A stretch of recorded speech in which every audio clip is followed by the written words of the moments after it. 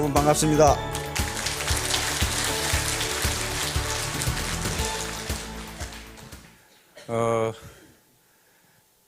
저는 이런 강의도 많이 해봤고 또 강의 교육도 많이 받았는데요. 강의하는 것도 힘들지만은 강의 듣는 게 훨씬 힘들어요. 무지하게 졸리고 특히 군대에서 이제 이 강의를 해보면요, 무슨 자기가 큰 애국심이 있어서 군대에 온 이 장병들이 아니기 때문에 날 잡아 잡수 하고 앉아 있어요. 그래서 아무 생각 없이 앉아 있다 보니까 강의하기가 무지하게 힘들어요. 전부 다 졸고 있거든요. 그런데 고개를 숙이고 졸면은 장교들한테 뒤지게 두드려 맞으니까 전부 눈을 뜨고 있는데 다 졸고 있어요. 아무 생각 없이 졸고 있어요. 당신이 뭐라고 하건 국방부 시계는 간다. 이런 식으로 이렇게 하고 있단 말이에요. 그래서 참 여기 이 많은 분들이 오셨고 장소도 비좁은데 참 그 인내심에 존경을 표합니다. 어떻게 이렇게 앉아 계시는지 졸리지 않고 아주 대단하신 분들 같아요. 첫 시간에 이 오프닝 세리머니 할 때 저를 소개를 했는데요. 이미 다 아마 잊어버리신 분이 많을 겁니다. 저는 이 1972년에 육군사관학교를 졸업을 했고 76년에 서울대학교 경제학과를 졸업을 했습니다. 그리고 이제 미국 대학원에 갔고 또 경북대학에서 박사학위를 받고 무려 군복을 42년 동안 입었으니까 참 되게 많이 입었죠. 그러니까 저는 지금까지 평생 군복을 가장 많이 입었습니다. 고등학교 졸업하고 바로 군복을 입고 작년까지 군복을 입었으니까 그래서 이 옷이 잘 맞지를 않아요. 몸 따로 옷 따로 하는 경우가 많아요. 그런데 이 막상 전역을 하고 보니까 무슨 사야 할 옷이 무지하게 많더라고요. 군대에서는 사야 할 옷이 전혀 없습니다. 전혀 없어요. 운동복 하나 있으면 되고 군대에서 주는 군화 하나 있으면 되고 운동 하나 있으면 되고 그리고 군복 있으면 그만이에요. 그렇든 어떻든 어떻게 사관학교 교수를 35년간 했다는 양반이 이런 다단계판에 와서 지금 저 야단을 하고 있나. 무슨 사관학교에서도 뭐 다단계를 배우나. 뭐 이제 그렇게 생각하시는 분이 계실 텐데요. 사관학교에는 경제학 전공이 있습니다. 근데 주로 뭘 하냐면 국방경제학을 합니다. 국방경제학은 어떻게 하면 적은 비용으로 전투력을 극대화할 수 있을까 하는 법을 합니다. 또 어떻게 하면 적은 비용으로 적을 초기에 제압할 수 있을까 하는 것을 연구하는 게 국방경제학입니다. 이건 우리가 만든 학문이 아니고 경제학의 아버지라고 불리는 아담 스미스의 국부론, 북크 5에 있는 내용들입니다. 그러니까 우리는 아담 스미스를 자유주의 경제학자 그렇게만 안 하는데요. 거기에 국방경제학이 나와요. 우리나라에서 안 할 뿐이에요. 그런데 그래서 사관학교에서 제가 이 논문을 쓰고 썼던 책들도 전부 다 국방에 관한 것들입니다. 한번 전부 국방에 관한 것들이에요. 여기 있죠. 국방경제론 이런 책들이 있어요. 아마 처음 보신 분들도 계실 텐데요. 국방경제론 2 리더십이 있어야 되니까 국방의사결정, 군사혁신, 요건 이제 그다음에 한국경제, 국방관리 이런 것들을 썼는데요. 그러면 여기 와서 뭐 하느냐 하면은 역시 적은 비용으로 소득을 극대화할 수 있는 방법이나 적은 비용으로 전투력을 극대화할 수 있는 방법이나 접근 방법은 같습니다. 즉 목적 함수가 같아요. 어떻게 하면 돈을 적게 들이고 효과를 극대화할 수 있을까? 그런 문제. 그러니까 군대에서 하는 국방경제학은 쉽게 말하면 어떻게 하면 적은 비용으로 많은 사람을 죽일 수 있을까? 요거거든요.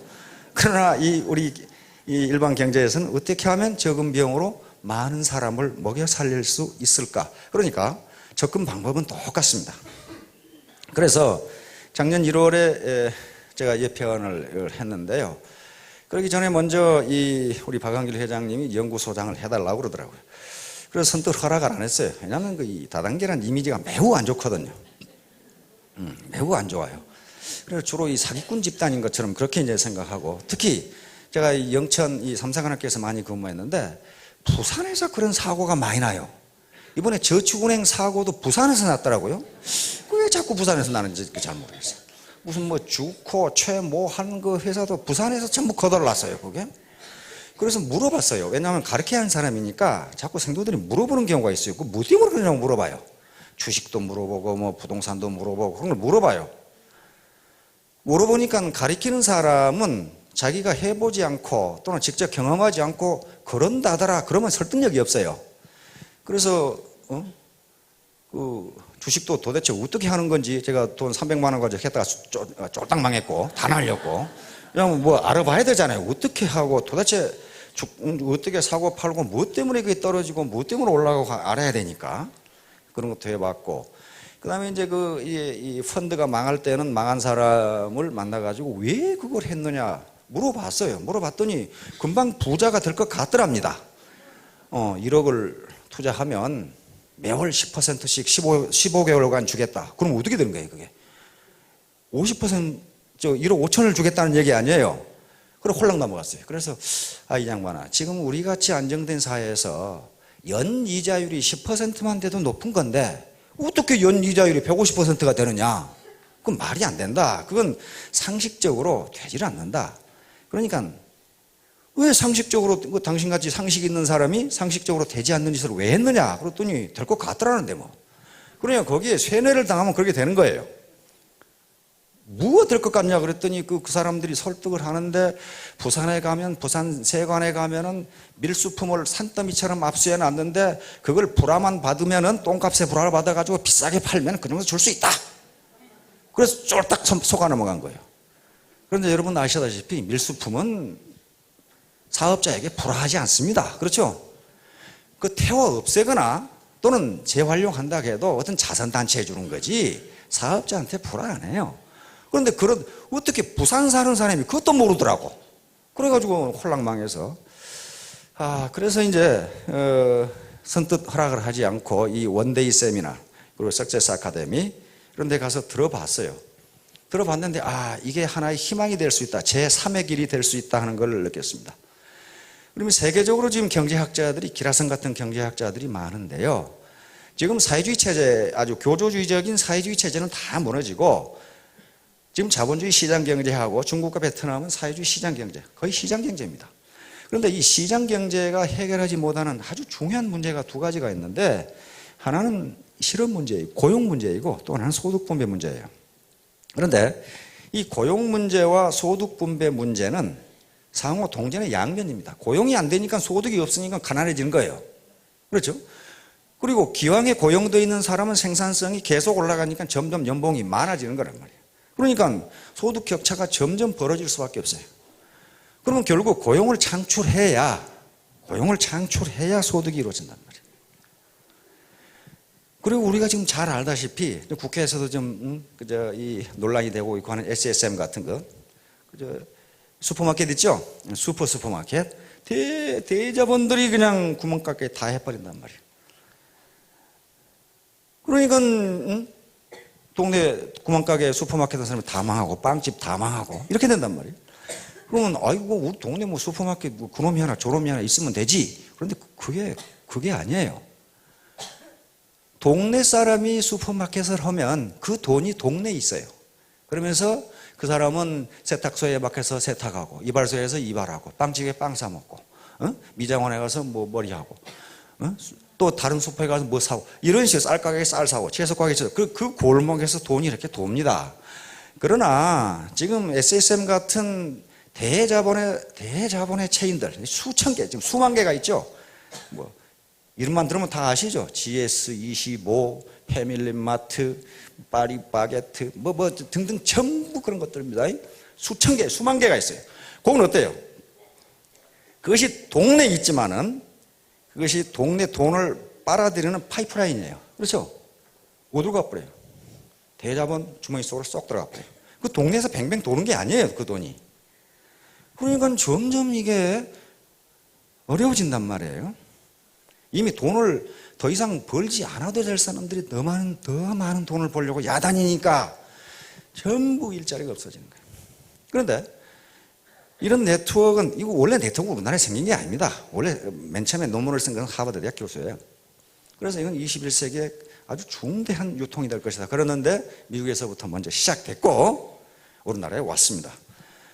그런데 처음, 원래 영국에서는 스포츠가 훈련용으로 생기면, 운동이 훈련용으로 생기면 미국에 가면 상업용 스포츠가 됩니다. 근데 그것이 우리나라에 오면 뭐가 되면 도박이 돼요. 도박이 돼가지고 전부 내기만 한단 말이에요. 내기만. 그렇듯이 미국에서 이게 아주 건전한 유통 방법으로 생겼는데 우리나라에 오니까 뭐예요 이게? 완전히 돈 놓고 돈 먹기 펀드판이 돼버린 거예요. 사실 펀드는 네트워크 마케팅이 아닙니다. 그 형태를 갖췄지만은 이건 유사 수신행위, 금융행위란 말이에요. 그러게 되니까 사회적 인식이 엄청나게 나빠졌어요. 거기 있는 놈은 몽땅 도둑놈들, 뭐 이렇게 된 거란 말이에요. 거기 있는 놈들은 사기꾼들, 이렇게 된 거란 말이에요. 그런데 세상 만사는 새옹지마라고 그랬습니다. 고리 깊이면 산도 높아요. 지금 네트워크 시장에 대한 인식이, 그렇게 사회적 인식이 네거티브하기 때문에 그 식성 좋은 대자본이 이걸 먹지 않고 계시는 거예요 지금. 만약에 이 인식이 매우 좋다면, 돈벌이도 되고 사회적 인정도 받을 수 있다면은 이 시장이 그냥 남아있지를 않아요. 이미 매우 똑똑한 양반들이 다 잡숫고 여기 있는 분들은 아마 몇 분 차지를 못할 거예요. 이게 인식이 나쁘니까 지금 호시탐탐 노리고만 있지 잡숫지를 않는 거예요 지금. 그러니까 앞에서 분탕질을 한 그런 네트워크 사기꾼들을 우리는 고맙게 생각해야 됩니다. 그렇죠? 아이고 고맙습니다. 당신 때문에 제가 여기 와 있습니다. 이 회사가 자본금 10억밖에 안 되는 아주 소규모 회사입니다. 그렇죠? 소규모 회사인데 최근에 확인해 보니까 이 회사에서 적어도 어느 정도의 수당을 받고 있는 사람이 10,000명이에요. 그러면 10억 가지고 10,000명 고용하는 회사가 있느냐 그런 말이에요. 그것도 파이프라인이 아니에요.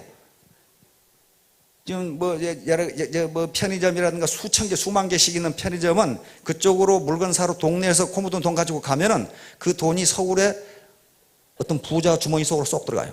그 동네 안 남습니다, 그거. 그러니까 거기가 점점 피폐해지는 거예요. 미국이 딱 그랬거든. 자, 그랬듯이 여러 가지를 조사해 보니까 이게 공생공사하는 방법이다. 공생공사. 같이 먹고 같이 죽자. 그러니까 같이 먹고 같이 살자. 이거예요. 공생한, 윈윈, 상생. 그래서 그렇다면, 그리고 이제 여러 번 강의를 들어보고 하니까 또 강의만 듣는다고 해서 알 수 있는 건 아닙니다. 어느 회사 사업 설명회를 가든 자기 회사 오면 돈벌이를 한다는 분이 다 해요. 우리 회사는 사기꾼이니까 오지 마시오. 그런 말 하는데 하나도 못 봤어요, 저는 경제학이라 쓰고 하니까 여러 군데 가보거든요. 그럼 아주 금방 떼부자 될 것 같은 소리를 많이 하는데요. 실제로 그걸 믿어서는 안 됩니다. 실제로 그 정보를 자기가 느낄 수 있는 시그널, 그리고 정보를 전부 분석해서 과연 이것이 옳은 것인가 하는 것을 자기 스스로 판단해야 됩니다. 그런 다음에 시작하시면 틀림없이 성공합니다. 누가 하락해서 하면 절대로 안 돼요. 공부도 자기가 좋아서 해야지 엄마가 하락해서 하면 그럼 절대로 못합니다. 안 돼요. 사업도 마찬가지입니다. 그래서 여기서 여러 가지 좋은 점을 설명하지만은 설명하지 않고 느낄 수 있는 시그널이 많이 있습니다. 제품이라든가 시스템이라든가 사람들을 만나보고 대화하고 사업자들, 이렇게 해서 과연 믿을 만한 조직이나 회사인지 오늘 스스로 알아보셔야 됩니다. 자, 오늘 제가 이 강의 제목으로 잡은 것은 옥수수 돼지 사이클인데요. 아니, 이 회사에 돈 벌려 화장품 팔아서 돈 된다고 해서 왔는데 무슨 돼지가 왔다 갔다 하느냐, 뭐 이렇게 생각하실지 모르는데, 우리는 전통적으로 돼지 꿈을 꾸면 복권을 사러 가죠. 뭐 돼지 꿈에 뭐 몇 마리만 봐도 복권 사러 가는데요. 돼지 이야기를 들으니 얼마나 재수가 좋아요. 그렇죠? 꿈을 꾸는 것도 아니고. 옥수수 돼지 사이클은 제가 만든 말이 아니고 이 경제학의 학술 용어입니다. 학문 용어예요, 학문 용어. 작년 가을부터요. 작년 가을에 일기가 안 좋아가지고 배추 파동이 났어요. 그렇죠? 배추 한 포기에 10,000원씩 막 하고 서울에서는 그것이 없어가지고 야단 법석을 내요. 배추를 사러 갔는데 배추가 없어요. 무슨 10,000원 아니라 20,000원이라도. 그러니까 정부에서는 어떻게 했습니까? 긴급하게 중국에서 막 검사도 막 대충 하고 막 배추를 대량 도입을 했죠. 거기다가 김치 도입량도 수입량도 마구마구 관세를 없애주고 막 늘려가지고 들어오기 시작했어요. 근데 지금 어떻게 됐습니까? 지난주에 뉴스를 보니까 농부들이 배추밭을 갈아엎고 있어요. 그렇죠? 한 포기에 10,000원 하는 배추가 800원으로 떨어졌는데 농부들이 출하하는데 400원이랍니다. 그런데 그걸 뽑아가지고 차에 실는데 인건비가 안 되기 때문에 갈아엎는 게 이익이다. 그런 말이에요. 그러니까 역배추 파동이 난 겁니다. 지난해는 너무 비싸서 배추 파동, 이번에는 값이 너무 떨어져서 죄다 갈아엎어가지고 배추 파동. 그렇죠? 근데 또 금년 여름에 수박 파동이 난다고 예고를 해놨더라고요. 정부에서 배추를 많이 심으라고 해가지고 수박 심을 땅에다가 배추를 심었대요 지금. 그래서 수박이 없답니다 지금. 수박 파동 나게 생겼어요 또 이제. 그런데 이런 농산물 파동이요 매년 나요. 매년 돌아가면서 고추 파동, 양파 파동, 마늘 파동, 돼지 파동, 소 파동. 그렇죠? 저쪽 경상도 저쪽 의성이나 이쪽으로 가면 양파, 마늘 굉장히 많이 심어요. 근데 그게 풍작이 들면요 죄다 이 논두렁이나 밭두렁에 내버려 가지고 그 썩는 냄새가 진동을 해요. 안 그러면 그냥 갈아엎던가. 인건비가 안 나오니까. 또 어떤 해는요 양파 값이 너무 비싸가지고 중국집에 가서 양파를 달라는 소리를 못해요. 없어 너무 비싸니까. 이렇게 가격이 폭등했다가 가격이 폭락하는 현상이 자꾸 일어나요. 자꾸 일어나. 한두 번 경험한 것도 아닌데 매년 일어난다 그 말이 지금. 그럼 왜 그것이 그러느냐 하는 거예요. 그것이 바로 옥수수 돼지 사이클입니다. 옥수수 한번 비춰봐요. 자, 이 옥수수 돼지 사이클 메커니즘인데요. 이 미국에서 정립된 이론입니다. 돼지 사료가 옥수수입니다. 아시죠? 그래서 옥수수 가격이 떨어져 가지고 옥수수 가격이 싸면은 돼지 사료값이 싼 거죠. 그러면 돼지를 먹이는 것이 수지가 맞아요. 수지가 맞으니까 돼지를 키우는 사람들이 새끼를 내서 더 많이 키우기 위해서 돼지 출하를 기피합니다. 그러면 시중에 도살장에 가는 돼지 수가 적어져요. 그러겠죠? 그러면 돼지 가격이 올라가요. 폭등해요. 돼지 가격이 올라가니까 농부들이 가만히 보고 있다가 하하 돼지 키우면 돈 벌겠구나. 그래서 너도 나도 할 것 없이 돼지를 키우기 시작해요. 그렇죠? 돼지를 키우기 시작해. 그러면 돼지가 많아지니까 사료 수요가 많아져서 옥수수 가격이 올라가요. 그거 당연한 거 아니에요. 옥수수 가격은 올라갔는데 지금까지 키운 돼지 수가 많으니까 돼지 출하량이 많아가지고 돼지 공급량이 늘어서 돼지 가격이 떨어져요. 이번에는 이제 돼지 가격이 떨어지니까 어메뜨거라 하고 너도 나도 조금 떨어졌을 때 몽땅 팔아치우자 하고 돼지 출하가 홍수를 이루어요. 그러면 돼지 사육이 왕창 떨어져요. 이제 돼지가 없어요. 이제 계속. 그러다 보면은 돼지 사료인 옥수수 수요가 떨어지니까 옥수수 가격이 떨어져요. 옥수수 가격이 떨어지니까 어떻게 됩니까? 이제 돼지를 키울 만해요. 그래가지고 이 사이클이 다시 이쪽으로 들어가요. 이렇게 요걸 이렇게 왔다 갔다 해요. 이렇게 계속 몇 년 주기로 왔다 갔다 해요. 요게 옥수수 돼지 사이클이에요. 요게 농산물 파동의 주범입니다. 자, 여기서 우리는 뭘 알 수 있냐 하면은요, 요건 농산물에만 나타나는 게 아니고요, 공산품이나 서비스업에도 나타납니다. 다시 말하면 자기가 전문적인 정보와 지식을 가지고 이 사업을 하면 돈벌이가 되겠다 이렇게 판단하지 않고 이거 저거 하면 돈 번다는데 하고 마구 달려들면은 다 망한다. 그런 얘기예요 지금. 예를 들면 저쪽 대구에 가면은 곰탕집이 유명한 데가 하나 있어요. 할매곰탕이라고. 근데 미국 사람이 그걸 보고 이상하다. 할매 뼈다구 곰탕인데 이 목사님 보더니 아니 할머니를 잡아서 저기서 파느냐 이렇게 얘기하는. 가만히 보니까 좀 그래요. 할매 뼈다구 곰탕. 그러니 참 우리말이 우리는 전혀 나는 그런 생각을 안 했거든요. 그러니까 그 유명한 집이 하나 있어요. 저도 먹어봤는데 별 맛이 없어요. 근데 그렇게 유명하더라고요. 그러니까 그 주변에 말이죠. 곰탕집이 얼마나 많이 들어서는지 그거 잘 된다고 소문이 나니까. 그래서 최근에 가봤더니 전부 팔이 날리고 앉아있어요. 너무 많이 생겼어 거기에. 그래가지고 망한 집도 나오고 그러더라고. 또 대구 저쪽에 가면은 뭐라고 그러나 그 돼지 족발 있잖아. 야, 기가 막히게 맛있는 데가 있어요. 진짜 맛있더라고. 조그마한 구멍가게. 그런데 그렇게 맛있어. 그래서 그 집에 돼지 족발을 먹으려면 막 줄을 서야 돼요. 그러게 되니까 주변에 족발집이 얼마나 많이 생기든지 말이죠. 막 대형 뭐 거기는 뭐 원조 족발, 뭐 진짜 원조 족발, 뭐 그래가지고 막 생기는데 너무 많이 생겼어. 너무 많이. 거기에 수요자는 제한되어 있는데 너무 많이 생기니까 좀 팔이 날리고 앉아있어요.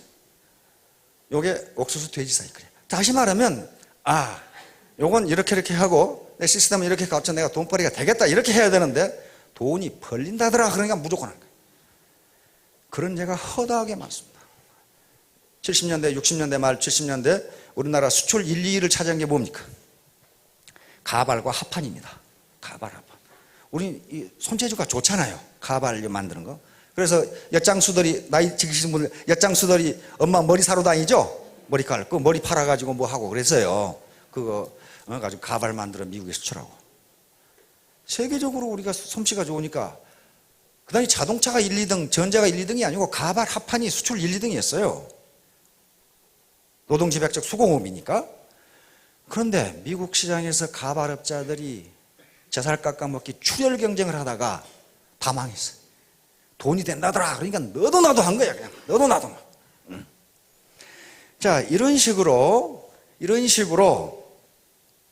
너도 나도 덤벼들면, 다시 말하면 잘 된다더라, 그것은 좋다더라, 그러니까 마구 뛰어들면은 같이 망한다, 공멸한다. 대학의 학과도 그렇고요, 직업도 그렇습니다. 의과대학 좋다, 법과대학 좋다, 또 무슨 뭐 디자인학과 좋다, 그런 것 같아요. 마구 막 머리 싸질머지고 갔는데 지금은 거기 졸업해가지고 취직이 안 돼요. 저번에 서울에서 디자인 포럼이 있어가지고 갔는데요, 일본 교수들도 많이 왔더라고. 우리나라 디자인 학과의 대학생 수가 일본의 2배랍니다. 일본이 우리나라 인구의 3배예요. 근데 디자인 학과 대학생 수가 일본의 2배니까 어떻게 되겠어요? 그게 인기가 있다고 해서 마구 가니까, 우리 며느리도 디자인 학과 나왔거든. 결국 때려치우고 시집 왔는데 고생 무지무지하게 했더라고. 그래서 그 디자인 업계에서는 30대 중반이면 할머니 취급하는데요, 뉴 아이디어가 안 나오기 때문에 30대 중반, 여기 디자인 하시는 분들 계신, 우리 며느리 말이 맞는지는 모르겠는데 지가 그렇게 못해서 그러는지 어쩌는지 그러더라고요. 30대 중반이면 할머니 취급하고, 거기에 뭐 팀장이나 무슨 뭐 간부나 30대 중반에 남지, 나머지는 전부 비가번쩍한 20대 때 이 디자인을 안 하면 안 된대요. 그리고 그러면 너 봉급 어떻게 받냐 그랬더니, 봉급을 주는 게 아니랍니다. 주는 게 아니고 네가 디자인한 것이 시장에서 얼마나 팔리냐 가지고 준대요. 그러니까 이게 피를 말리는 거예요. 어떤 것은 디자인했는데 한 개도 안 팔린대요. 한 개도. 그럼 봉급 없는 거예요, 그거. 완전히 뭡니까? 능력주의죠. 그러니까 얼마나 스트레스를 받겠어요. 그것 때문에 제가 지금 고생하고 있어요. 우리 며느리가 밤새도록 뭐 하다가 불량 인스턴트만 먹어가지고 우리 손녀딸 손자가 아토피아 가지고 아주 죽을 고생 무지하게 했어요. 하여간에 이런 식으로 뭐가 좋다더라 해서 자유의지가 아니고 그 직업을 선택하면 반드시 똑같이 손해를 본다. 이걸 논리학에서는 합성의 오류라고 이야기합니다. 합성의 오류. 합성의 오류, fallacy of composition이라고 하는데요. 원래 논리학에서 이 논리적 오류로 쓰는 말인데 이걸 경제학에 썼습니다. 한 부분에 대하여 진실인 것을 그렇다는 이유만으로 전체에 대해서도 필연적으로 진실이라고 보는 오류, 잘못. 이거 무슨 말이냐면요.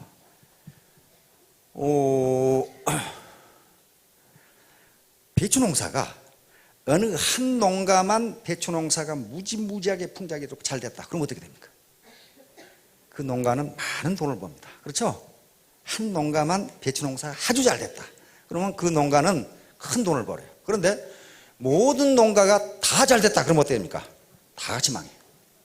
다 같이 망해요. 부분에 대해서 진실인 것이 전체에 대해서는 진실이 아니다. 그런 말이에요. 이런 문제 때문에 사회적으로 많은 갈등과 싸움이 일어납니다. 개인적으로 봐서는 매우 존경받고 신중한 행동이고 참 훌륭한 분이다 그러지만은 국가 전체적으로 보면은 그것이 바보 같은 짓인 경우가 굉장히 많다 이겁니다. 예를 들면 여기 지금 그 천주교 신자분도 계시고 불교 신자분도 계시고 그럴 텐데요. 성철 스님 그러면 불교 신자분들은 깜빡 죽죠. 어이구 존경을 하면 법정 스님 어이구 존경. 김수환 추기경님 어이구 성자 같으면 그런단 말이에요. 그건 개인적으로는 굉장히 신중하게 또는 존경받을 만한 사람이지만은 자 우리 전 국민이 산에 가서 입산 수도하고 신부님이 되면 어떻게 됩니까? 나라가 당장 망해버려요. 그렇죠? 부분에 대해서 진실인 것이 전체에 대해서는 진실이 아닙니다. 이걸 합성의 오류라고 그래요. 이게 논리학에서 나오는 얘기입니다. 논리학에서 나오는 그런 게 굉장히 많아요. 도로를 달릴 때 갓길로 나 혼자 달리면 무지하게 좋아요. 그렇죠? 나 혼자만 달리면 무지하게 좋죠. 근데 다 달리면 어떻게 됩니까? 다 달리면 교통사고 엉망진창이에요. 부분에 대해서 진실인 것이 전체에 대해서는 진실이 아니에요. 오페라를 감상하러 가가지고 키가 작아서 잘 안 보이니까 그놈이 일어섰다. 혼자만 일어서면 무지하게 잘 보여요. 다 일어서 버리면 어떻게 됩니까? 아무것도 안 보여요. 이걸 합성의 오류라고 합니다. 합해놓으면 좋을 것 같은데 안 좋다 그런 말이에요. 안 좋다. 예를 들어서 여기 있는 사업자분은 지금 아주 눈이 매력적이에요. 코가 매력적이에요. 아주 인자하게 생기셨어요. 미소가 매력적이야. 이 네 분을 합해버리면 어떻게 될까요? 아주 아름다운 부인이 나올까요? 나오지 않습니다. 완전히 프랑켄슈타인 같은 분이 나타나요. 이게 합성의 오류예요. 다시 말하면 다 부분적으로 보면 좋다. 그러나 전체적으로 보면 좋지 않다. 그런 게 수없이 많습니다. 모든 인간 세상에 경제 사회적인 문제는 전부 합성의 오류로 되어 있어요. 부분에 대해서 좋은 것이 전체에 대해서는 좋지가 않아요. 예를 들면 경제 변수만 생각해 봅시다. 세금을 깎아주자. 괜찮죠? 노동자들의 임금을 올려주자. 괜찮죠? 수출을 잘하자. 괜찮죠? 물가를 안정시키자. 좋죠? 근데 그 변수들이 양립합니까? 절대로 할 수 없어요. 세금을 깎아주고 임금을 올려주면 물가 안정이 안 됩니다. 안 돼요. 임금이 다 올라가는데 어떻게 물가 안정이 돼요? 세금을 깎아주면 국가가 쓸 돈은 많은데 돈 찍어 써야 될 거 아니에요? 에? 그러면 물가가 올라가면 어떻게 됩니까? 수출 안 돼요. 수출 안 됩니다. 모든 경제 변수가 그렇게 복잡하게 얽혀 있어가지고 하나를 놓고 보면 좋은 것 같은데 전체적으로는 좋지가 않아요. 그래서 시스템적으로 이렇게 봐야 돼요.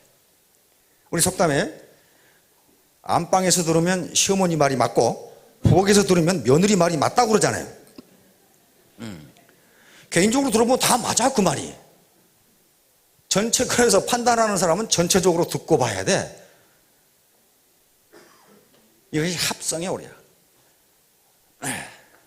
그러면 반대가 되면 어떻게 되냐? 분해. 분해하면 어떻게 되냐? 분해도 역시 오류가 생깁니다. 분해의 오류라는 게 또 있어요. fallacy of division. 전체에 대해서는 맞는 얘기인데 나눠놓고 보니까 안 맞더라. 그런 말이에요.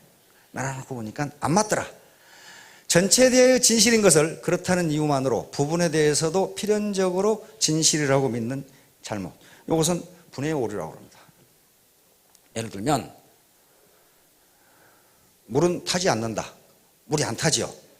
그러므로 물을 구성하는 수소와 산소도 필연적으로 타지 않는다. 말이 안 되는 것 같아요. 물은 액체다. 그러므로 물을 구성하는 수소와 산소도 필연적으로 액체다. 나눠놓으면 액체가 아니에요, 그게. 그렇죠? 전체적으로는 액체인데, 합해놓으면 액체인데, 나눠놓으니까 액체가 아니더라. 그런 말이죠. 팔은 짝수다. 짝수 맞죠? 팔은 짝수다. 그러므로 8을 구성하는 3과 5는 짝수다. 어때요? 안 맞잖아요. 짝수가 아니에요. 전체에 대해 진실인 것이 부분에 대해서는 진실이 아니에요. 그러니까 전체에 대해서 좋은 것이 각 개인에게 모두 좋은 것은 아니다. 그런 말이에요, 지금. 모두 좋은 것은 아니다. 만약에 합성의 오류나 분해의 오류가 없다면은 사회는 매우 안정적이고 화기애애할 겁니다. 개인에 좋은 게 전체에도 좋으니까. 그런데 그렇지가 않아요. 둘 다 전체에 좋은 것이 개인에게는 안 좋고 개인에게 좋은 것이 전체에는 안 좋아요. 그러므로 누군가가 그 사업을 하면 돈을 번다더라. 어떤 직업이 좋다더라. 그래가지고 몽땅 거기 끌어가면 다 돈 버느냐. 그렇지가 않다는 겁니다. 그 좋은 예가 주식시장하고 부동산 시장이에요. 저도 그저 가르치려고 주식시장 객장에 좀 앉아 있어 봤거든요.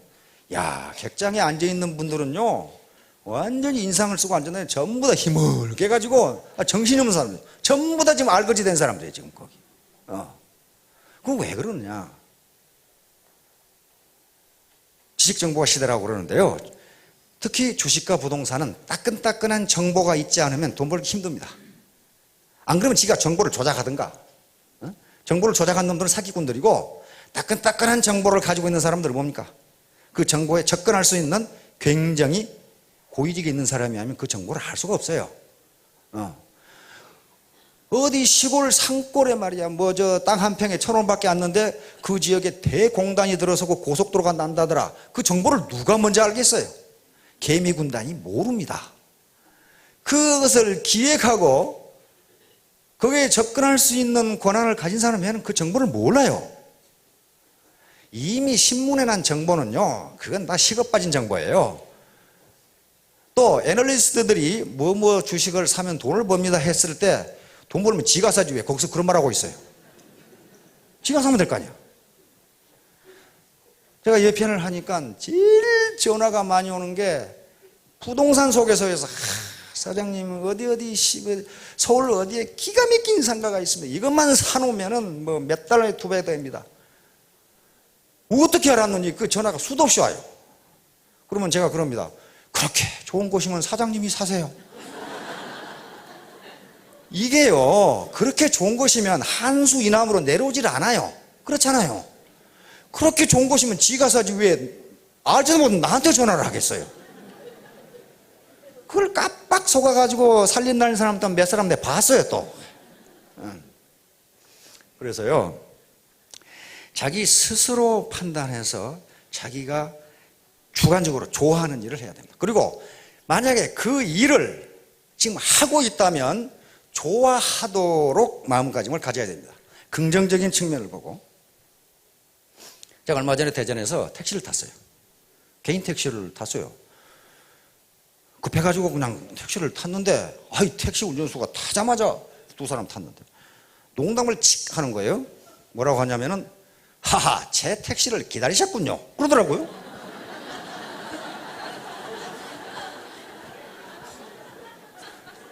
그래서 또 우리도 농담으로 받았죠. 귀신이시네. 어떻게 하셨죠? 그렇게 받으니까 이 택시기사가 그때부터 따발총처럼 정보를 쏟아내기 시작하는 거예요. 여기는 어떻고요, 저떻고요, 어떻고 저떻고. 그러면서 자기는 항상 그런 마음으로 택시 운전을 한다. 이거 얼마나 즐겁냐. 저분이 내 택시를 기다리고 있었구만. 이렇게. 그런데 그런 농담을 찍 하면은 몇 가지 반응이 있답니다. 우리처럼 턱 이렇게 받아주는 부류가 있고, 어떤 분들은 인상을 푹 쓰고 이 자식이 무슨 사기를 치려고 좀 일어나 이렇게 온 사람 있고, 어떤 분은 아무 생각 없는 사람이 있고, 뭐 들었는지 만든지만 꼬박꼬박 있는 사람이 그렇다는 거예요. 그리고 자기는 그걸 보고 이제 사람을 판단한다는 거예요. 아, 이분은 살기가 좀 여유가 있는 분인가 보다. 교양이 있구나. 그리고 인상 푹 쓰고 있는 사람은 저 사람 뭐 망했나 뭐 이렇게 인상을 쓰고 되게 어깨에 힘만 주고 말이야. 그리고 그 사람은 그런 사람하고는 태워가지고 내릴 때까지 아무 소리도 않고 간답니다. 무지하게 심심하다요. 그러면 이게 이제 아무 소리. 근데 누가 얘기해요? 택시 운전수들이 많은 정보를 가지고 있어요. 그렇죠? 그러니까 들이다 얘기하는 그럼 우리가 계속 받아주는 거예요. 그래서 이제 이쪽 원자력 연구소 지나가서 그 5거리인지 4거리인지 복잡한 데 있죠? 거기 쑥 올라오고 그러는데 신호가 노란불으로 쑥 바뀌어서 제가 그랬어요. 기사 아저씨 신호 바꾸고 갑시다. 그러니까 이 아저씨가 대뚱 받아 넘기는 거예요. 제가 쟁반을 준비해야 되겠네요. 그러더라고요.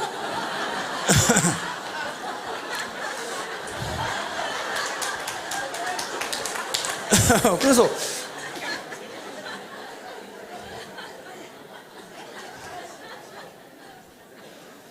저쪽에 지금 사업자 한 분은 요즘 택시 운전수는 쟁반 들고 다니라고 그런 표정이신데 하여간 집에 가서 손자들한테 물어보세요. 뭔 말인지. 그러면서 자기는 항상 저분이 내 택시를 기다리고 있었구나 그런 마음을 하니까 빈 택시로 돌아다닌 시간이 거의 없다 이렇게 얘기하더라고요. 그래서 택시가 불황이라는데 그 불황인 것은 그 택시 기사 잘못이다 이 사람이 그래요. 그런데 또 어떤 택시를 이제 또 다음에 또 탔더니 말이죠. 아이 그 자식은 말이죠. 계속 욕짓거리 하는 거야. 저 자식이 말이야. 참 졌다고는 뭘. 아이고 그 사람은 듣지도 않아요. 저건 왜 저쪽으로 건너가나. 뭐 그러면서 막 성질을 내가지고 뒤에 앉아서 죽겠어요. 뭐 계속 소리 내가지고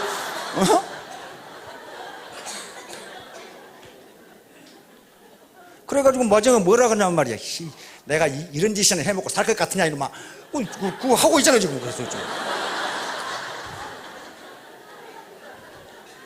그 사람이 돈을 벌릴 리가 없어요.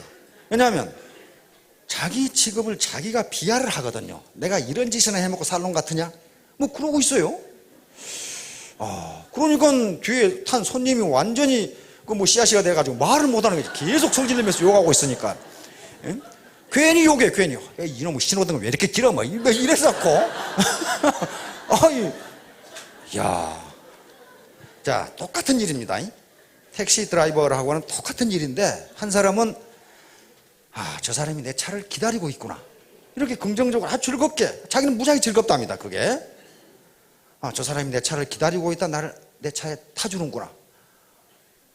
한 사람은 이 자식 말이야 내가 이런 짓 해먹고 살 놈 같으냐고 말이야. 뭐 그러고 있으니 손님이 안 오는 거예요. 사람은 보이지 않는 기가 있어요. 기가 확산되면서 그런 차는 잘 타지질 않아요. 우리가 모르는 것이지만은 이와 같이 긍정적으로 생각하면 무엇든지 잘할 수 있다. 성공할 수 있다. 자, 아까 주식 얘기를 했는데요. 왜 주식에 그렇게 실패를 하냐. 특히 개미군단이라고 그러는데요. 주식은요, 큰 손들이 작전을 하기 때문에 특히 우리나라 주식시장 같은 경우는요, 개미군단은 돈 벌기가 힘듭니다. 돈을 벌 수 있는 것은 매우 간단해요. 아주 간단한데 어떻게 하면 돈 봅니까? 쌀 때 사서 비쌀 때 팔면은 돈 벌잖아요. 쌀 때 사서 비쌀 때 팔면 돈을 벌어요. 그런데 개미군단은 반대로 합니다. 비쌀 때 사서 쌀 때 팔아요. 왜 그러겠어요? 옥수수 돼지 사이클 때문에 그래요. 주가가 계속 올라간다. 하하. 계속 올라가네. 계속 올라가네. 계속 올라가네. 그러다가 상당히 올라가면 그때 아이고 나도 가야지. 그래서 주식시장에 아줌마 부대가 나타나면 그때 팔라고 그러죠. 아줌마 부대가 나타나면 팔아라. 그러면 돈 벌어요. 아줌마 부대들이 개똥 가지고 오고 자기 남편 퇴직금 가지고 그 다음에 뭐 전세 받은 거 가지고 들고 와요. 돈 벌 줄 알고. 근데 그때는 주가가 상당히 올랐을 때예요. 상당히 올랐을 때니까 전문가들은 또는 대자본은 헤지펀드 같은 투기자본은 어떻게 해야 됩니까? 그때 팔고 떠나버려요. 이미 자기들 돈 벌었죠. 그 대자본이 주식을 팔아버리면 어떻게 됩니까? 떨어지기 시작해요, 이제. 그러니까 이제 아줌마 부대는 돈 몇 푼 안 된 것 가지고 비쌀 때 산 거예요. 근데 그 돈 갚아야 돼요. 어? 걔돈이고, 걔 집어넣어야 되잖아. 자기 남편 퇴직금이고, 전세 받은 거고, 어? 노후 자금이고. 근데 보니까 계속 떨어지네. 그러다가 이제 한 20% 떨어지면, 아이고, 지금이라도 팔아야 되겠다. 가지고 이제, 그것도 이제 팔면은 좀 기다리고 있던 사람은 오면 더 떨어지네. 그러면서 계속 팔아제게 이제. 그러면 비쌀 때 사가지고 쌀 때 팔아버려. 돈 못 법니다. 물 좀 잠깐. 자, 그래서 남이 한다고 따라서 하면은 절대로 돈 벌 수 없습니다.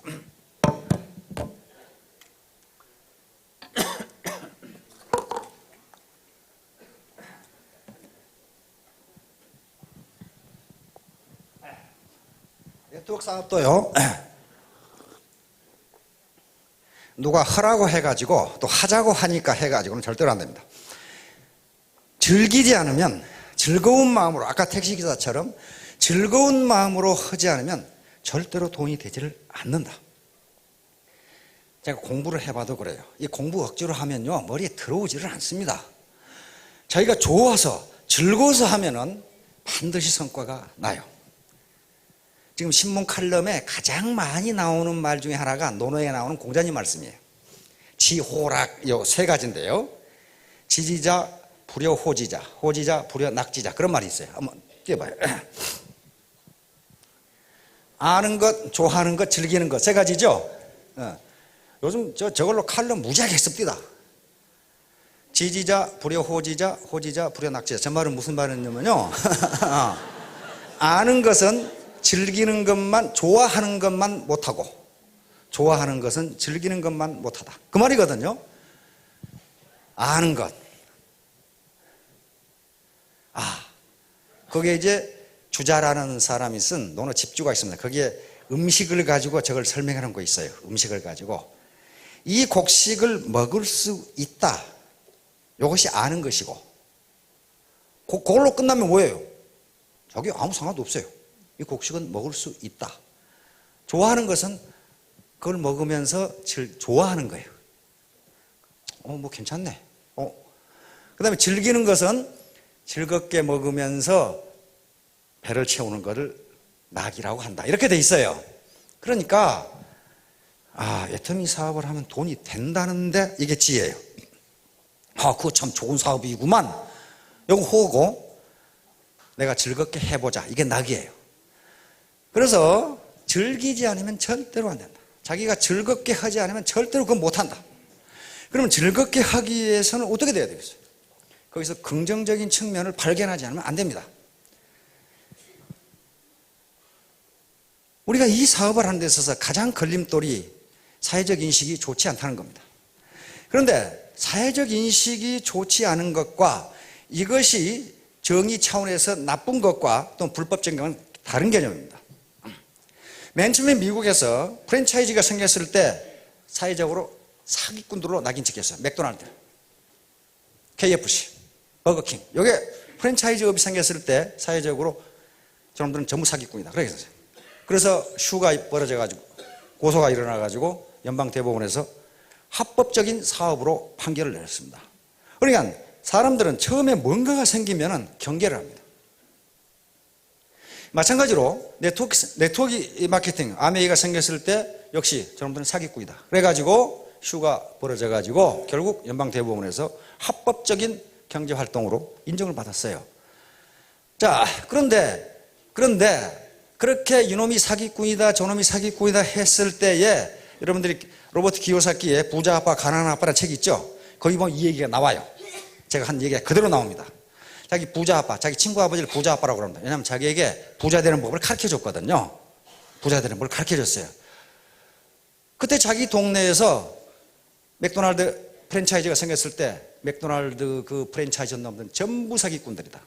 이렇게 소문이 나가지고 그 부자 아빠가 직접 LA에 가서 정말 사기꾼인지 가서 확인을 했어요. 돌아와가지고 그 프랜차이즈점을 2개를 사버렸어요. 그러니까 동네에서 저놈도 사기꾼이로구나, 저놈도 곤망하겠다, 그런 생각했단 말이에요. 그런데 그 꼬맹이가, 이 기요사키가 그 부자한테 물었어요. 어떻게 그걸 삽니까? 그랬더니 동네 사람들이 그걸 사기라고 하는 것은 단지 소문을, 자기들이 가진 정보는 소문밖에 없다. 내가 가서 직접 확인해 보니까 그게 아니다. 이건 합법적인 사업이고 굉장히 앞으로 유망한 사업이다. 그렇다면 직접 가서 본 내가 더 많이 알겠느냐, 소문만 들은 동네 사람들이 더 많이 알겠느냐?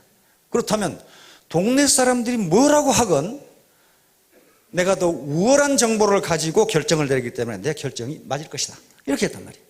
과연 얼마 후에 가격이 폭등을 해가지고 떼부자가 됐어요. 그 프랜차이즈 권한이. 그런 거예요. 그러니까 소문으로 애터미가 하면 돈을 번다더라, 그런 소문이건 네트워크는 사기꾼이라더라, 그런 소문이건 그건 그 사람이 직접 보지도 않은 소문을 듣고 하는 얘기고, 자기가 직접 정보를 보고 판단했을 때 이것이 옳다고 생각하면 당신이 뭐라고 하건 나는 내 양심에 전혀 거리낄 것이 없다, 이런 판단을 해야 된단 말입니다. 그러니까 최종적으로 결심을 하는 것은 자기 자신이 다른 사람이 아니에요. 그리고 지금 이제 공식적으로 이 카운터를 해보니까 애터미에 가입한 회원 수가 약 50만 명 정도 됩니다. 근데 실제로 활동하고 있는 사람은 한 30만 명 정도 돼요. 30만 명 정도인데 금년에 지금 현재 추세를 보면 한 40만 명이 들어올 것 같아요. 점점 지금 취직이 안 되고 지금 소득 분배 문제가 생기니까. 그렇다면 여기 계신 분들이 만약에 사업을 하신다면은 자기 밑에 현재 위에보다 아래가 더 많아지는 셈이 됩니다. 그럼 이 사람들을 어떻게 리드할 것인가 하는 문제도 생각해야 되고, 네트워크는 문자 그대로 그물망입니다. 휴먼 네트워크예요. 휴먼 네트워크, 인간과 인간이 연결된 것이란 말이에요. 인간과 인간이 연결된 것이기 때문에 굉장한 인터랙션, 다시 상호작용이 일어납니다. 이건 일반 회사하고는 달리요, 일반 회사는 리더십이 그렇게 어렵지가 않아요. 왜냐하면요, 그 해 뽑은 신입사원은 나이도 비슷하고 학력도 비슷하고 다 경험도 다 거의 비슷해요. 근데 네트워크는 어떻습니까? 자기 밑에 할머니가 올 수도 있고, 젊은이가 올 수도 있고, 이 회사에 임원했던 분이 들어올 수도 있고, 무슨 교수했던 양반이 들어올 수도 있고, 이게 직업과 학력과 그 다음에 이 성별 천차만별이에요.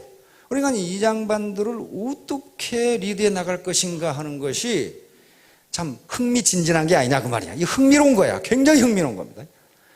인간관계, 휴먼 네트워크를 형성하면서 상호작용을 하면서 이렇게 인생을 살아간다는 게 얼마나 다니막해요. 사람은 겉만 보고는 절대로 판단하면 안 됩니다. 저놈은 나보다 학력도 말이야, 힘든 놈이 말이야, 내 스폰서가 돼가지고 말이야. 그렇게 되질 않아요. 제가 언젠가 예를 들었죠. 저 소대장 할 때, 이등병 한 놈이 들어왔는데 늙어 보여요. 굉장히 늙은 이등병이 하나 들어왔어요. 얼굴이 또 굴레시험이 시커멓게 나가지고, 그러나 군대니까, 야 임마 너네 왜 이렇게 늦게 왔어? 그랬더니 고등학교 생물선생이에요. 생물선생하다 군대 안 가려고 빌빌거리다가 잡혀온 거예요 지금 이제. 그러니까 그 당시 우리가 25살인데 30 몇 생가 된 늙은 고등학교 생물선생이 잡혀왔어요 이제. 그럼 군대 갔다 오신 분들은 알겠지만 봄이 되면 초봄 지금쯤 되면은요 막 이파리가 나가지고 기관총이 좋아라든가 이런 게 잘 안 보여요 앞에 사계가. 그러니까 사계 청소를 한단 말입니다. 그다음에 풀도 베고. 그러면 또 그거 그냥 놔두면 되는데 또 다 태우라고 해요 그걸 이제. 태우면요 생나무나 생풀이 타지를 않기 때문에 거기에 휘발유를 부어가지고 태워야 돼요. 그러면 휘발유를 부어 태울 때는요 휘발유를 먼저 부어놓고 한 2m 후방에서 불을 붙여가지고 던져야 됩니다. 그래야 돼요.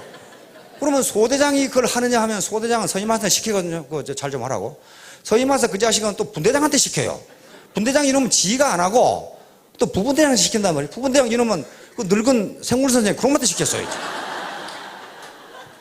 이 자식이 나타나는데 여기를 이만큼 되어가지고 나타났어요. 그거 왜 그러냐 그랬더니 불을 붙여놓고 위에다 휘발유를 부으니까 이게 폭발한 거지. 그래 이제 분대장을 족칠 수밖에 없죠. 선생님 와서 족치고 족쳐보니까 그렇게 하지 말라고 누차 교육을 했다는 거야. 그렇게 하지 말라고. 이게 무식한 놈이냐 하면 고등학교 생물 선생이에요. 이게. 그러니까 학력이 높다고 되는 게 아닙니다. 그 당시에 병사들이라는 게 죄다 머슴이 아니면 농사 짓고 온 사람들인데 병장이요, 무학력 병장이 고등학교 생물 2등병보다 훨씬 나아요. 위 좋지 않은 게 훨씬 나아요. 훨씬 나아요. 그 한탄강 주변이었는데 그때는 오염이라는 게 없기 때문에 물반 고기반이에요. 그러면 일요일날 장교들 간부들이 출근을 안 하면 쫄병놈들이 통신대 배터리 가지고 와서 배터리로 고기 잡아 먹고 있어요. 야, 그 지지면 막 메기 막 이런 거 막 사정없이 뜨거든요. 근데 배터리 짊어지고 고기 잡는 게 무지무지하게 위험하거든요. 그게 감전되면 팍 쓰러지거든요. 쓰러지면 바로 죽어요. 그래서 빠져나오지를 못해. 물이 감전이 돼가지고. 근데 병장들이 그러니까 병장들이 없는 틈에 이등병 놈들이 그 짓을 했어요. 이등병 놈들이. 한 놈이 넘어져 버렸어. 그거 죽잖아요. 그런데 마침 병장이 그 옆에 있었어요. 머슴 살다 온 병장이. 그걸 건진다고 들어가면 어떻게 됩니까? 같이 죽어요. 아마 그 이등병 생물선생은 들어갔을 거예요. 거기서.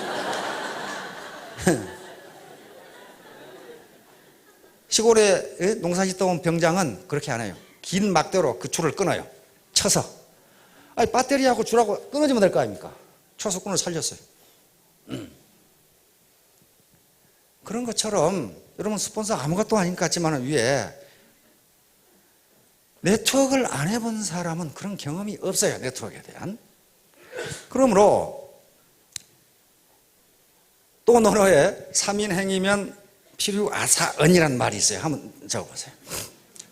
저것도 지금 학자들이 칼럼에 무지하게 많이 써요. 그래서 제가 인용한 겁니다. 세 사람이 가면 어떻게 한다고요? 반드시 그 중에 내 스승이 있다. 그런 말이에요, 지금. 반드시 그 중에 내 스승이 있다. 이건 무슨 무식한 사람이 한 얘기가 아니고 공자가 한 얘기예요. 공자는 엄청나게 유식한 사람입니다, 거의. 세 사람이 행하면 걸어가면 그 말이에요. 걸어가면 그 중에 내 스승이 있을 수도 있고 없을 수도 있고 그게 아니고 반드시 있다. 그러면서 그 뒤에 말이 또 나와요. 어떻게 설명이 되냐면은 나보다 더 나은 사람은 그것을 보고 배우고 나보다 더 못한 사람은 나는 저렇게 행동해서는 안 되겠구나. 그걸 배운다면 그 사람도 내 스승이다. 그렇게 돼 있어요. 그 만든 말씀 아니에요. 그래서 네트워크에 와서 학력, 경력 그런 거 전부 접어두시고 왕년 찾다가 망한 사람들 많아요. 여기 지금 여기 앉아 계시도 어디 가셔버렸는데 여기 이감윤 사장님인가? 대건설회사를 했던 분입니다. 발주공사면 수십억, 수백억씩 했던 분들이에요. 근데 웬일로 여기 앉아 계신지는 저는 잘 모르겠는데 어떻게 쫄딱 망하셨는지 어쩌는지 엄청난 건설을 사장을 했던 분이에요. 근데 전혀 그런 거 티를 안 내시고 가방 가지고 팔로 다려보니까 잘 팔리더라. 무지하게 재밌더라. 그러시더라고요. 아이고 무지하게 재밌더라. 이런 분은 성공합니다. 지금도요 본사로 또는 석세스에 만나러 온 사람 중에 왕년 찾는 사람들은 무지하게 많아요. 뭐라고 하냐면 제가 꼭 이 사업을 하려고 온 것은 아닙니다만은 그러면서 이제 명함을 이렇게 쓱 내면 무슨 사장, 무슨 대표, 무슨 위원회 위원장 뭐 그런 거 있어요. 보면은 돈 될 건 하나도 없어요. 그거 쏙. 그러면 뭐라고 합니까? 아이고 이렇게 훌륭하신 분이 여기는요 가난하고 힘없는 사람들이 먹고 사는 데입니다. 선생님처럼 훌륭하신 분은 더 큰 일을 하셔야죠. 이렇게 하면은 그게 아니고 이게 이제 뭐 이렇게 이제 꼭 그렇다는 것만 아니고 뭐 이렇게 나온단 말이에요. 그렇게 왕년 찾으시는 분들은 결코 성공 못합니다. 결코 성공 못해요. 자, 그런데 여기 여러분들에게 꼭 보여드리고 싶은 게 있습니다. 어떤 직업을 갖는 것이 성공할 수 있는가? 바로 거창고등학교 직업선택 10개 즉 10개명이라는 게 있습니다. 한번 비춰줘봐요. 여기 거창고등학교 나오신 분들은 제 대충 알 거예요. 거창고등학교 어디 있습니까? 고창읍. 세계에서 가장 큰 읍, 거창읍이죠. 거창고등학교니까 세계에서 가장 큰 고등학교. 왜 가장 큰 읍인지 가장 큰 고등학교인지 통 이해가 안 되시는 분도 있을 텐데요. 그 이름을 한번 생각해 보십시오. 거창고등학교는 제가 몇 번 간 적이 있습니다. 거기 교장선생님을 만나러 갔고 또 교장선생님하고 직접 초빙을 해서 삼사관학교에서 교양 강좌를 한 적이 있고 밥도 먹고 대화를 하고 그랬어요. 그리고 제 이 친구 중에 우리 육사 이 동기생 중에 투스타로 예편을 했는데요. 지난주까지 중동 대사로 있다가 지난주에 귀국을 한 친구가 있습니다. 근데 그 친구가 이제 딸 하나가 있는데 계속 뭐 군대 생활을 하니까 전방으로 어디로 막 초등학교, 중학교 계속 돌아다녔어요. 돌아다니다가 사단장을 나가려고 보니까 이 딸을 맡길 데가 없어. 전방으로 사단장을 나가야 되는데. 왜냐하면 이 고향이 평양이거든. 평양인데다가 집이 자기 부모 누나들이 전부 미국으로 이민을 가버려가지고 요 남쪽에 무슨 연고자가 없어요. 그러니까 딸을 지금 고등학교를 보내야 되겠는데 어디 보낼 데가 없어. 그리고 맨날 돌아다녀가지고 딸이 공부를 무지하게 못해. 무지하게 못한 데다가 머리를 이쪽은 빨간 물, 이쪽은 파란 물, 노란 물 이렇게 들어가지고 이 중학교 다니는 애가 그렇게 돌아다니면 무지하게 예쁘게 생겼거든. 그래서 이제 거창고등학교를 찾아갔어요. 왜냐하면 저 학교가 100% 기숙사예요. 기숙사가 있기 때문에 다짜고짜로 거창고등학교 찾아가서 교장선생님 면담을 했어요. 내가 이만저만 저만 이만 해가지고 도저히 딸을 갖다 둘 수가 없으니 당신이 좀 맡아줘야 되겠다. 그럼 교장선생님이 흔쾌히 어이구 그러시냐고. 그럼 여기 놔두고 가라고. 근데 저 거창고등학교는 아무나 갈 수 있는 데가 아니에요. 시골에 있는데 서울, 부산 이 대도시에서 기라성 같은 부자들이 막 들이밀기 때문에 들어갈 수 없어요. 또 학생도 되게 조건 뽑아요. 조건 뽑은 데다가 특이해요. 교육 방법이 유치원부터 고등학교까지 있는데요. 학교가 담이 없어요. 모든 담이 아무것도 없어. 그럼 이게 학교인지 시골 집인지 분간이 안 가요. 교장 선생님한테 왜 이 담이 없느냐 그랬더니 벌써 담이 있으면 학생들이 마음이 무거워진다. 다시 뭔가 막힌다 이거야. 학생들의 생각이 막히면 안 되기 때문에 담이 있을 필요가 없다. 그래서 유치원부터 아무런 담이 없어요. 담이 없고 클래스도 뭐 고등학교가 뭐 한 반에 20명 그것밖에 안 돼요. 그리고 선생님이 공부를 안 가르쳐. 저끼리 토론하고 선생님은 뒤에 서 있어요. 그리고 모르는 거 물어봐라 이거야. 너끼리 토론하고. 그런 식이에요. 봄철에는 모심으로 가고 가을에는 벼베로 가고 그 다음에 불문율이 하여간 수업을 하든 뭘 하든 첫눈이 오면 무조건 정교생 가서 토끼몰이 한다. 그게 돼 있어요. 그러니까 완전히 네 스스로 해봐라. 그거예요. 네 스스로. 그리고 체육대회라든가 뭐 또 전부 교사들은 아무런 관여를 안 해요. 너끼리 계획 짜서 너끼리 하고 결과가 안 되는 일이 있으면 좀 도와달라고 그러라고 그런 것밖에 없어요. 그런데 그게 초1류 고등학교가 돼버린 겁니다. 우리 이 대사를 지나고 갔던 그 딸도 머리에 물들이고 다니는 이 학생이었는데 3학년 졸업할 때 육군사관학교 수석했습니다. 그 해에 또 여학생이 해군사관학교 수석했어요. 그 정도예요. 자, 이 학교에 들어가면요 간판에 이게 붙어 있어요. 직업을 이렇게 선택하면 성공한다. 자, 한번 봅시다. 월급이 적은 쪽을 택하라. 이게 좀 무슨 아주 매우 촌철살인의 역설적인 항목들이 다 들어있어요. 월급이 적은 쪽을 택하라. 이게 포인트가 어디가 버렸나. 그런데요 실제로 저게 맞더랍니다. 예일대학에서 연구를 했거든요. 예일대학에서 예일대 학생 졸업생들과 하버드대 졸업생들을 조사를 했어요. 조사를 해봤더니 83%가 직업을 선택할 때 연봉을 보고 선택하더랍니다. 연봉을. 17%가 연봉은 적지만은 자기가 좋아하는 직업을 선택하더랍니다. 그래서 이 사람들 20년간 추적해가지고 누가 백만장자가 되는가를 추적해 봤더니 그 중에 1,500명 졸업생 중에 101명이 백만장자가 됐는데 연봉이 많은 쪽을 택한 학생들 중에 한 명이 백만장자가 됐더랍니다. 처음에 연봉은 비록 적지만은 자기가 좋아하는 직업을 선택한 사람이 100명이 백만장자가 됐더랍니다. 근데 이걸 어떻게 하느니 교장 선생님이 만든 건데. 두 번째, 내가 원하는 것이 아니라 나를 필요로 하는 것을 택하라. 이거 맞는 말 같죠? 세 번째, 승진의 기회가 거의 없는 쪽을 택하라. 이런 기업은 어떻다는 거예요? 지금 초창기에 있다는 겁니다. 그렇죠? 세 번째, 모든 것이 갖추어진 것을 피하고 처음부터 시작해야 하는 황무지를 택하라. 이거 파이오니어죠. 앞을 다투어 모여드는 것은 절대 가지 말라. 아무도 가지 않는 곳으로 가라. 아까 전에 주식 투자, 옥수수 돼지 사이클처럼 돈 된다네 하면 그쪽으로 가면 망한다. 그런 말이에요. 장래성이 전혀 없다고 생각되는 곳으로 가라.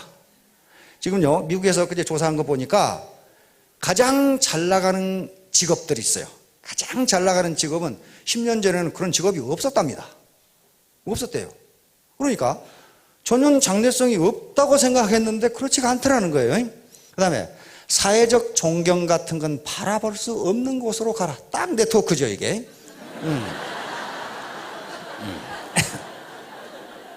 그 다음에 한 가운데가 아니라 가장자리로 가라. 이것도 그렇죠. 부모나 아내나 약혼자가 결사반대하는 곳이면 틀림없다. 왕관이 아니라 단두대가 기다리고 있는 곳으로 가라. 요 10가지가 네트워크 사업하고 똑같아요, 이게. 이게 똑같아요. 요게 그 생각하게 하면 딱 붙어 있어요. 이렇게 가라. 그 다음에 들어가면 어명이오. 그렇게 써놨어요. 어명이오. 여호와를 경외하는 것이 지식의 근본이니라. 하고 딱 해놓고는 요게 딱 붙어 있어요, 요게. 그래서 요게요, 역설적인 것 같지만요, 거의 맞습니다. 거의 맞아요. 내가 원하는 곳으로 가면 찬밥 신세가 될 가능성이 있어요. 왜냐하면 그곳에는 나보다 더 기라성 같은 인물들이 많아요. 그러나 나를 필요로 하는 곳으로 가면 어떻게 해요? 대접받아요. 나를 필요로 하는 곳으로 보면 대접받고 기분 좋고 기분 좋으니까 일 잘 되고 이렇게 된단 말이에요. 그래서 결론적으로 네트워크 사업이 사회적으로 인정도 못 받고 존경도 못 받을지도 모릅니다. 그러므로 여러분들은 여기서 저희가 제공하는 정보뿐만 아니라 여러 가지 시그널, 또 자기 지인을 통해서, 인터넷을 통해서 과연 이 네트워크 사업이 장래성이 있는 건지, 이 회사가 정말 정의로운 회사인지 그런 걸 직접 판단하시고 최종 결심도 자신이 하기 바랍니다. 그래서 기왕에 결심을 하면은 즐거운 마음으로 해야 됩니다. 피할 수 없으면 즐기라고 그랬어요. 아까 택시 기사처럼 똑같은 택시 기사를 하면서도 한 사람은 즐겁게 하니까 택시가 불황이라 말도 안 된다 그러고 어이구 이 집 못해 먹겠다 하는 사람하고는 전혀 다르다. 자, 모두 현명한 결심을 하셔서 부자 되시기 바랍니다. 감사합니다.